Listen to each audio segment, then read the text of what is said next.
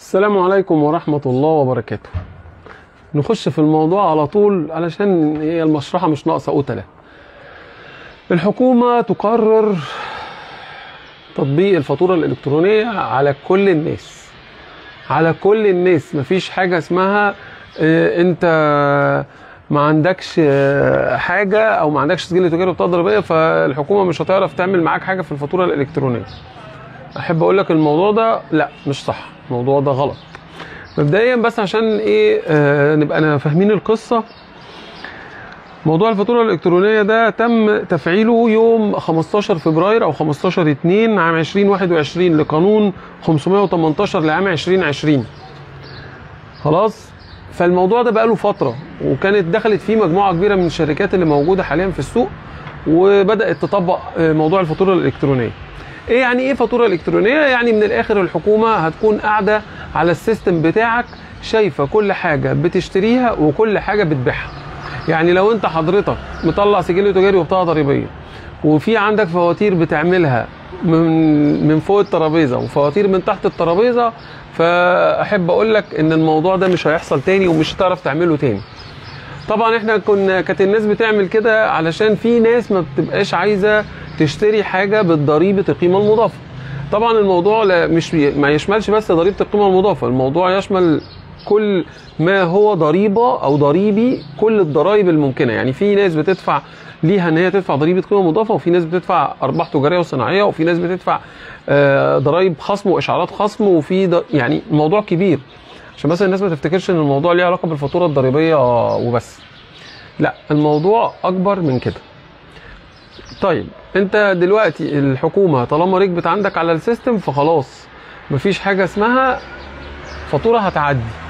كل اللي انت بتبيعه هتدفع عليه ضريبه، وكل اللي انت بتشتريه هيكون مدفوع عليه ضريبه، وده بيتخصم من ده علشان في الاخر السنه بتحدد لك الارباح بتاعتك قد ايه، علشان بعد برضو ما تخلص السنه لازم الضرايب تراجع الارباح بتاعتك.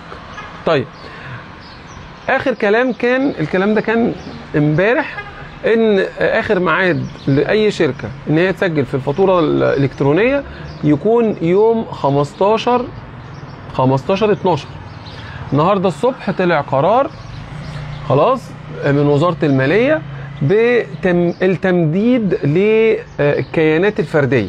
يعني ايه؟ يعني مثلا انت حضرتك دكتور، حضرتك محامي، حضرتك محاسب وعندك سجل تجاري وبطاقه ضريبيه، حضرتك شركه فرديه وعندك سجل تجاري وبطاقه ضريبيه، حضرتك شركه كبيره وكل حاجه بس يمتلكها فرد واحد بس برضو، او عندك سجل تجاري وبطاقه ضريبيه، تم التمديد ليوم 30/4 خلاص لعام 2023. يعني اخر ميعاد ليك علشان تقدم الفاتوره الضريبيه الفاتوره الالكترونيه هيكون يوم 30/4/2023. تشترك ازاي في الفاتوره الالكترونيه؟ الموضوع ما بياخدش اكتر من 48 ساعه. انت بتتواصل، هتتصل، هقول لك يا سيدي، هتتصل على رقم 16395 16395. هتتصل بالرقم ده خلاص وهتقول لهم على الشركه بتاعتك والسجل بتاعك السجل والبطاقه يعني بتوعك، وهم هيقولوا لك هتعمل ايه، وبعدين هيجوا لك وهيعملوا لك سوفت وير على السيستم بتاعك، ومن هنا هتكون اتربطت الكترونيا اونلاين مع وزاره الماليه وهيئه ومصلحه الضرائب. يعني ما شاء الله، يعني ايه، انت مش هتكون عينك. طيب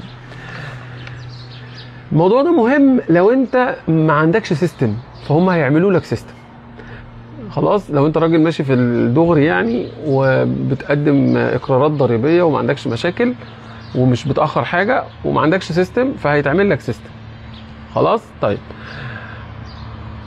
لو انت النهارده فاكر ان انت لو انت ما عندكش شغل او ما عندكش سجل وبطاقه فانت بره الموضوع، فلا، ما انت كده كده هتخش. يعني لو انت عندك شغل وعندك شركه ولغايه دلوقتي ما عندكش سجل وبطاقه، انت هتخش في غرامات كبيره جدا وحاجات هتوصل للحبس، فانت لازم تعمل سجل وبطاقه خلاص. طيب لو انت النهارده حاطط فلوس في البنك، فالبنك دلوقتي بقى خاضع للفاتوره الالكترونيه، فكل حسابات البنوك جوه البنوك هتبقى معلومه لوزاره الماليه وهتبقى معلومه لمصلحه الضرائب، فده معناه ان لو انت النهارده عندك فلوس في حسابك، هيجي يقول لك الفلوس دي جت منين والضريبه بتاعتها فين، عشان بس تبقى فاهم. طبعا قانون زي ده ممكن يخلي الناس تسحب كل فلوسها من البنوك قبل تطبيقه. ف دي ما اعرفش هم ازاي بيفكروا فيها، يعني ما اعرفش يعني انت ازاي بتقول ان ده هيحصل. طب ما الناس دي لو سحبت الفلوس بتاعتها من البنوك خوفا من القصه اللي احنا بنتكلم فيها دي، فده معناه ان انت الاقتصاد بتاعك هيتدمر اكتر ما هو متنيل على عينه.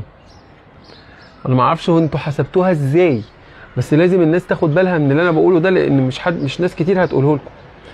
اي قرش سواء كان عمله او كان مصري عندك في البنك، بعد تفعيل الفاتوره الالكترونيه سيتم السؤال عن مصدر هذه الاموال، وبعد ما هيعرفوا مصدر هذه الاموال هيقول لك تعالى ادفع لي ضريبه عليها. يعني مثلا انت عندك حساب شخصي وعندك حساب شركه، وعندك في حسابك الشخصي مثلا 100,000 جنيه مثلا، مالناش دعوه بحساب الشركه بتاعتك. مثلا انت بتكسب من الشركه، فبتاخد فلوسك من الشركه تحطها في حسابك الشخصي المكسب بتاعك. هيجي يقول لك لا يا باشا انت هتدفع لي ضريبه عليه. طب ما انا اوريدي في الشركه دافع ضرايب. لا، دي حاجه ودي حاجه، دي فلوسك الشخصيه دي تدفع الفلوس عليها. الكلام ده اللي انا بقوله لو مش مظبوط يا ريت حد يطلع يكتب لي في كومنتات، انا يقول لي انا غلط والصح بتاع الكلام ايه. طبعا انا مش بقول ان موضوع الفاتوره الالكترونيه دي وحش ولا حلو، هو بصراحه حلو، وبصراحه كمان وحش. حلو لانه خلاص هيخلي مفيش حد هيعرف يتهرب ضريبيا، فالحكومه هتاخد فلوسها من الناس كلها. ووحش لان الموضوع داخل فيه عاطل مع باطل، يعني الموضوع هيطول الصغير وهيطول الكبير. طب هل الكبار فعلا الشركات الكبيره ويعني الملاءات الماليه الكبيره في البلد هتخضع للفاتوره الالكترونيه؟ يعني الناس دي هتتحاسب زي ما احنا هنتحاسب كده، ولا احنا الغلابه بس اللي هيتاخد منها الفلوس؟ ده سؤال ومحتاجكم تجاوبوني عليه. خلاص انا عايزكم تجاوبوني على اللي انا بقوله ده. هل كله هيدفع ولا الغلابه بس؟ وبعدين هل يعني انتوا خلاص مش عارفين تجيبوا مصادر ماليه، فما لقيتوش غير ان انتوا ازاي تاخدوا فلوس من الناس؟ طب يا باشا شجع على التصنيع عشان تصدر وتجيب عمله، بدل ما انت مش مفكر غير ان انت ازاي هتجيب فلوس من الناس كضرايب. هي الناس ناقصه، الناس مش قادره اصلا تاكل، والاسعار عماله تغلى ومفيش رقيب على الاسعار اللي بتغلى، والناس مش قادره حتى يعني تصرف على بيوتها. هتقوم انت كمان راكب على الشغل اللي هم يا دوب بيمشوا بيه امورهم عشان تطلع منه ضريبه. عشان كده بقول لك هو الموضوع حلو ووحش في نفس الوقت. عايز اقول لكم ان من سنه 2020 القانون ده كان طلع في قانون 518 لعام 2020. من سنه 2020 للنهارده انضم لمنظومه الفاتوره الالكترونيه 135,000 شركه. طب ال 135,000 شركه دول عايز اقول لكم ان هم داخلين في حوالي 450 مليون فاتوره، انت واخد منهم فلوس ضرايب يعني ومكمل بتاخد عادي. انا مش بقول لك ما تعملش الصح، مش بقول لك انا ضد الميكنه وضد ان انت تكون شايف كل حاجه بتحصل، بس رفقا بالناس، لان الناس ما بقتش قادره خلاص. الواحد بينزل من بيته الصبح عمال يقول يا رب هجيب اكل لعيالي ازاي، فلما يسمع خبر زي ده هيعمل ايه؟ عايز الناس تنتحر، يرمي نفسه من البلكونه يعني علشان ترتاحوا؟ ما هو الشعب لو مات مش هتلاقوا حد تاخدوا منه ضريبه. شجع الاستثمار، شجع التصنيع، وفر مناخ اقتصادي جيد لان يجي لك مستثمرين من بره تصنع وتصدر علشان توفر عمله. فكر في ده، وبعدين خلي موضوع الفاتوره الالكترونيه ده في الاخر. طبعا بعد ما الناس جدت وكله قعد معترض على موضوع الفاتوره الالكترونيه، الحمد لله النهارده القرار طلع بتاجيل الفاتوره الالكترونيه للافراد ل 30 ابريل عشان الناس تاخد وقتها وتظبط امورها وتظبط حالها، لانه مجرد ما ركب عندك على السيستم شاف القديم والجديد. هو مش ما شافش الجديد بس لا، هو شاف القديم والجديد، فهيحاسبك على القديم والجديد. وهيوفر طبعا بقى موضوع ان هينزل لك واحد من مصلحه الضرايب ويقلبك في قرشين وعلشان يمشي لك حاجات ويسيب حاجات. طبعا هو هيوفر الكلام ده كله، والكلام ده مش هيكون موجود. بس صدقوني انا محتاج وزير الماليه راجل محترم جدا، ورئيس مصلحه الضرايب برضو راجل محترم جدا. محتاجكم بعد اذنكم تفكروا كويس في المواطن الغلبان، في الموظف او في صاحب المنشاه الفرديه اللي انت لسه هتحاسبه يوم 30 ابريل ده.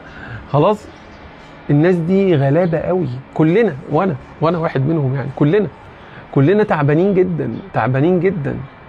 والنهارده المواطن اللي بيجي يشتري حاجه سواء كانت خدمه او سلعه بيبقى مش قادر يدفع ثمنها. فتخيل بقى انت كمان هتجبره على طبق. خلاص مفيش حاجه اسمها هطلع لك فاتوره ومش هطلع لك فاتوره.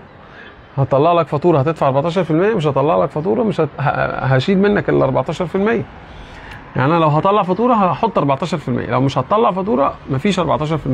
انا مش بقول لك انا بعمل كده، انا الحمد لله ما بعملش الكلام ده، بس يعني ناس كتير بتعمل كده عشان توفر على العميل، لان مش كل العملاء زي اللي بيجي الصيانه عندي مثلا. مش كل العملاء كده. العميل بتاع الصيانه برضو معاه عربيه وبتاع، فمرفه شويه، مش هقول قوي عشان الناس ما تزعلش، انما في ناس اصلا يا دوبك يومها بيعدي بالعافيه. فالنهارده لما انت تشيله 14% على كل حاجه هيعملها، السباك النهارده لو جالك البيت بيعمل لك حاجه ب 50 جنيه لازم هيحط عليها 14%.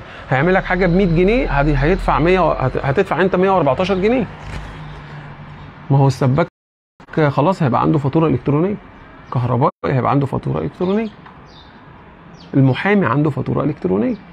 النهارده لما هتيجي ترفع قضيه مثلا على حد مزعلك او مضايقك، بدل ما هتروح تدفع للمحامي 10000 جنيه هتدفع له، هتزود عليهم 14%، هتزود عليهم 1400 جنيه.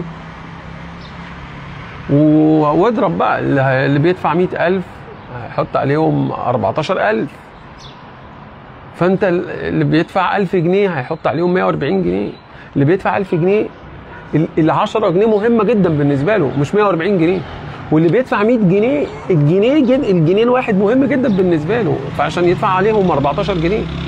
واللي بيدفع 10 جنيه مهم جدا الربع جنيه بالنسبه له. انا مش عايز اطول كتير عشان الناس ما تفتكرش ان انا قاعد عمال اهري يعني وبطول على الفاضي. انا كل اللي طالبه قبل ما نقفل الفيديو ده الحل.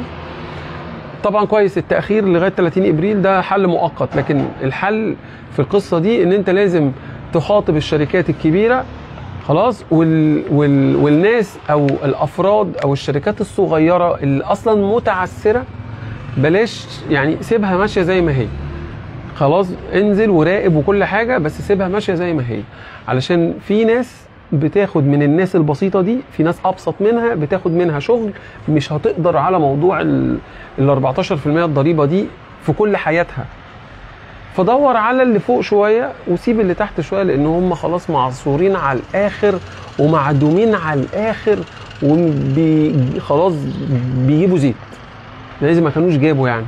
واقسم بالله احنا بنمر يا جماعه بفتره، مرحله صعبه جدا اقتصاديا في مصر، وطبعا الناس كلها عارفه، يعني انا مش بقول حاجه جديده. يا ريس مش مستحمله، والله ما مستحمله.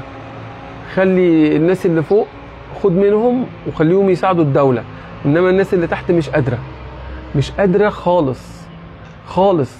لو انتوا هتفضلوا تضغطوا عليهم الناس دي هتنتحر وهتموت نفسها، لان مش قادره تاكل بيوتها ومش قادره تبقى ملتزمه مع عيالها وبيوتها، فهتموت نفسها، وفي الاخر هتلاقوا نفسكم في البلد لوحدكم. اسف لو كنت طولت عليكم، وما تنساش تعمل شير عشان الفيديو يوصل لكل الناس.